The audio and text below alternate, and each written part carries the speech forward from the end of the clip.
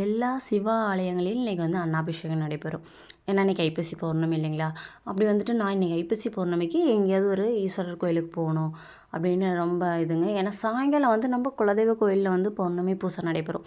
அதனால் நம்ம எப்பயும் மாதம் மாதம் அங்கே வேறு போவோம் அப்படிங்கிறனால சரி பகல் டைம்லேயே போயிட்டு வந்துடலாம். போயிட்டு இன்றைக்கி ஈஸ்வரனையாவது தரிசனம் பண்ணிட்டு வந்துடலாம் அப்படின்ட்டு நான் எங்கள் வீட்டுக்கார்ட்ட கேட்டேன். ரச்சுவும் வந்துட்டு அடிக்கடி இந்த கோவிலுக்கு வந்து பிரதோஷ டைமில் போயிட்டு வருவாங்க. எனக்கு வந்து டைம் சரியில்லை, ஏதோ ஒன்று அந்த மாதிரி போக முடியாத சூழ்நிலை வந்துடுங்க.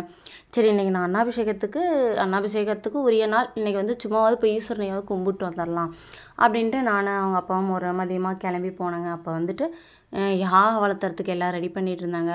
அன்னாபிஷேகம் பண்ணுறதுக்கான அன்னம் சாப்பாடு எல்லாம் ரெடி பண்ணிகிட்டு இருந்தாங்க. நாங்களும் போயிட்டு சாமியெல்லாம் தரிசனம் பண்ணிவிட்டு யாக வளர்த்திட்டு இருந்தாங்க. யாக வளர்த்ததுக்கான அந்த இதெல்லாம் ரெடி பண்ணிகிட்டு இருந்தாங்க. அப்போ ஒரு அம்மா கேட்டாங்க, எந்நேரம் பூஜை ஆகும் அப்படின்னு கேட்டாங்க. 4 மணிக்கு தான் ஸ்டார்ட் பண்ணுவோம் அப்படின்னு அவர் அங்கே இருக்க ஐயர் சொல்லிட்டு இருந்தாங்க. சரி இதை பார்த்தா நம்மளுக்கு டைமெல்லாம் ஆகி போயிடும், ஏன்னா நம்மளதும் கோயிலில் பூஜை இருக்குது அப்படின்றதுனால நாங்கள் சும்மா சாமியெல்லாம் கும்பிட்டு அப்படியே பார்த்துட்டு நல்லா பிளேஸ்லாம் நல்லா இருந்ததுங்க. சுற்றியும் நல்லா அமைதியான இடமாவும் இருந்ததுங்க. நாமளும் சாமி கும்பிட்டு வந்துட்டோங்க. நீங்களும் உங்கள் வீட்டு பக்கத்தில் இருக்க எங்கேயாவது ஒரு சிவாலயத்தில் போய் இன்றைக்கி தரிசனம் பண்ணி சிவனோட அருள் பெற வேணும்னு நான் கேட்டுக்கிறேங்க அன்போட.